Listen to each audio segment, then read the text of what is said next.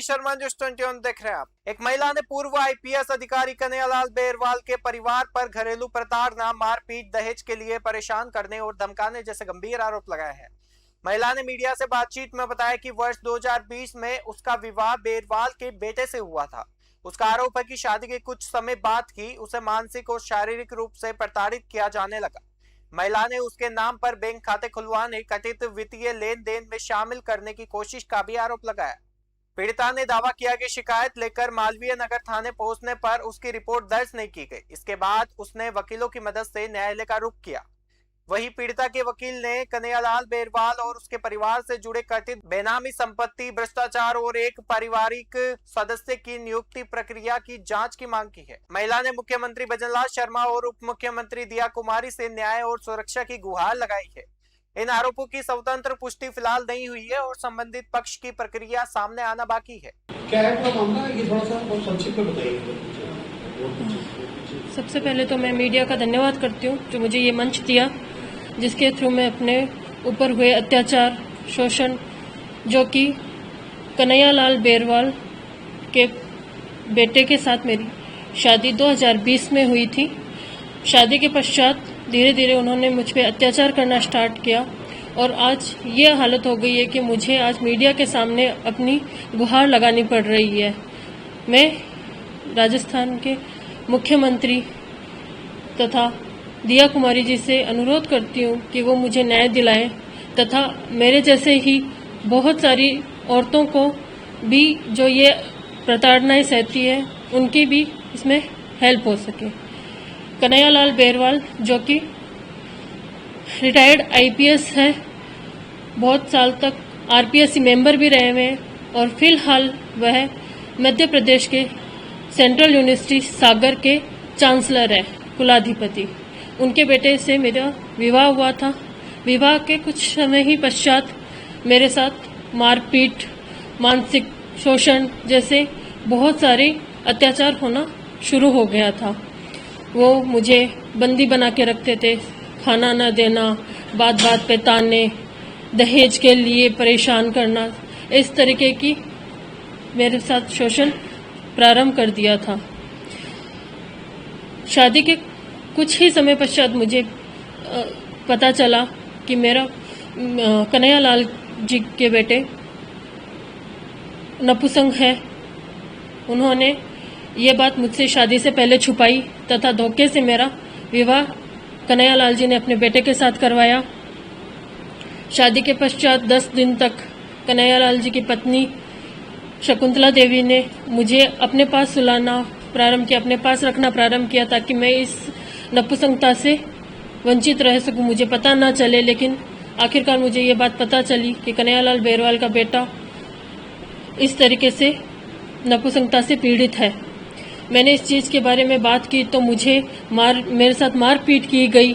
उसी के साथ में मुझे जान से मारने की भी धमकी थी। कन्हैयालाल बेरवाल जो कि पूर्व आरपीएससी मेंबर रहे हुए हैं, वो बहुत सारे घोटाले करते आए हैं। उनके पास बहुत सारी बेनामी संपत्ति है और उन्होंने मुझे भी उसमें इन्वॉल्व करने की कोशिश की। उन्होंने मेरे नाम पे खाते खुलवाए तथा उसमें करोड़ों का धन डालने की कोशिश की।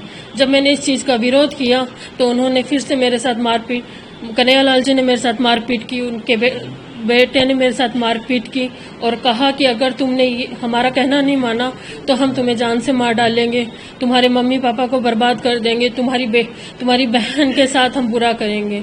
मुझे मजबूरन उनकी बात माननी पड़ी। उन्होंने मेरा धोखे से मेरे सिग्नेचर करवा के मेरा खाता खुलवाया। उन्होंने अलग अलग अकाउंट्स में मेरा खाता खुलवाया, मेरे नाम पे फ्लैट लिए और मुझे कभी भी उस चीज़ का मैं विरोध करती तो मेरे को मारा जाता था। ये शोषण, ये अत्याचार अंत में इतने ज़्यादा बढ़ गए कि जब मैं अपने माँ बाप को बताया तो मेरे माँ बाप को भी उन्होंने धमकी दी कि आप गवर्नमेंट एम्प्लॉय हैं, मेरी बहुत ऊपर तक पहुँच है, मैं आपको बहुत ऐसी जगह आपका ट्रांसफ़र करवा दूंगा कि आप ज़िंदगी भर वहाँ से नहीं आ पाओगे, ना ही अपने बच्चों को देख पाओगे। ऐसे करके उन्होंने मेरे को हमेशा प्रताड़ना ही दी। कन्हैयालाल बेरवाल जी के नाम पे बेनामी संपत्तियाँ अत्यधिक है। जयपुर शहर में ही बहुत सारी बेनामी संपत्तियां हैं जैसे, और उसी के साथ में उन्होंने मेरे नाम पे भी बहुत सारे फ्रॉड करने की कोशिश की, लेकिन मैंने हर बार उसी चीज़ का विरोध किया। बहुत अब आप क्या चाहते हो सरकार से? मैं सरकार से अनुरोध करती हूँ कि मेरी बात सुनी जाए तथा मुझे न्याय दिलाने में मेरी मदद करे। मैं जब थानाधिकारी के पास मैं अपनी शिकायत लेके एफआईआर दर्ज करवाने पहुंची तो वहाँ पे भी उनका नाम कन्हैयालाल बेरवाल जी का नाम सुन के उन्होंने मेरी रिपोर्ट दर्ज नहीं की तथा मेरे को बेइज्जत करके भगा दिया। उसके पर मैं मालवीय नगर थाने में गई थी।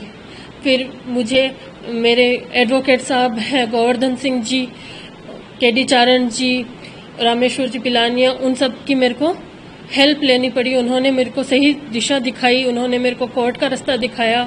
मैंने कोर्ट में अपनी एफआईआर मैंने अपनी जो मेरा न्याय का था मेरे ने उसमें दर्ज करवाया। उन्होंने मेरी हेल्प की तथा मेरे को एफआईआर करने में मेरी मदद की थी पूरी।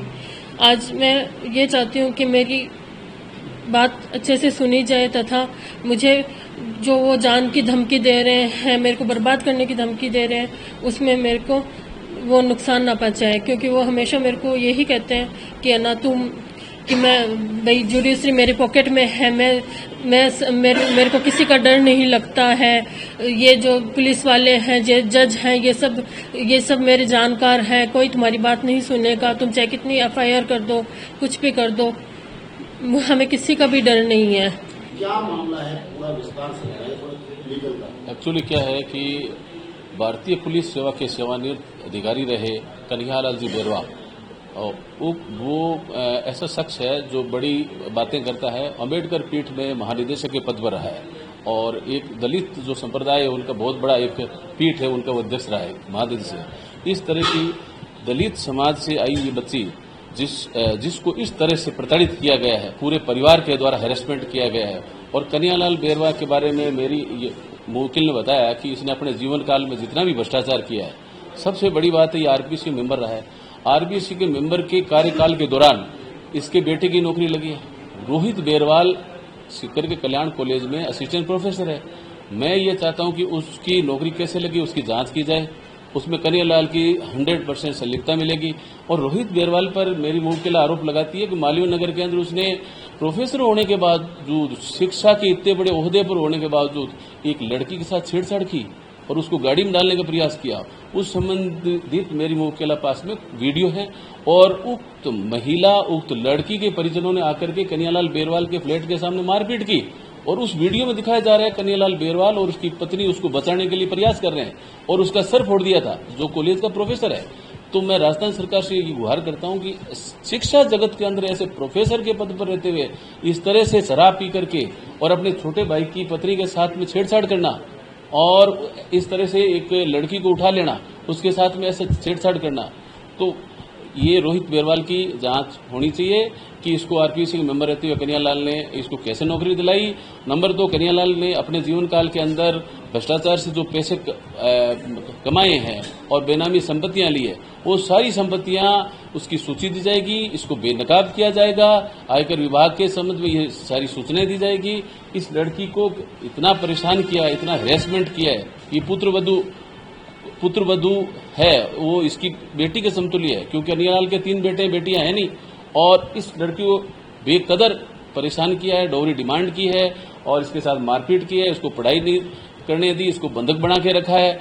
और सबसे बड़ी ये आरोप लगा रही कि उसका पति मोहित, जो कि अपना दाम्पत्य जीवन, पति का धर्म निभाने में सक्षम नहीं है, वो चिकित्सक की रिपोर्टों, चिकित्सक की राय के आधार पर जब ये सामने आई तो सासू के द्वारा अपने पुत्र की इस चीज को छुपाने के लिए रोहित बेरवाल के सामने इसको परोस देना, उसको बोल देना कि तू वहां जा। रोहित बेरवाल जब शराब पीता था उस समय उसको बोलना कि सलाह दे करके आना। ये आरपीएससी के मेंबर, एक रिटायर्ड आईपीएस के घर की ये स्थितियां हैं। तो मैं सरकार से गुहार लगाना चाहता हूं कि इस महिला को न्याय दिलाया जाए, और न्याय नहीं दिलाया जाता है तो हम न्यायपालिका से उम्मीद करते हैं कि हमारी न्यायपालिका इसको न्याय दिलाएगी। अगर इसको न्याय नहीं मिला तो ये माननीय मुख्यमंत्री महोदय के निवास या उचित स्थान पर धरना देगी। और कन्हैयालाल बेरवाल वर्तमान में जिस यूनिवर्सिटी के कुलाधिपति हैं मध्य प्रदेश में, ये लड़की वहां धरना देगी। और यहां तक है कि हम ये चाहते हैं कि कन्हैयालाल ने आरपीएससी के अंदर जितने भी घोटाले किए हैं वो सब उजागर होना चाहिए और इस लड़की को न्याय मिलना चाहिए।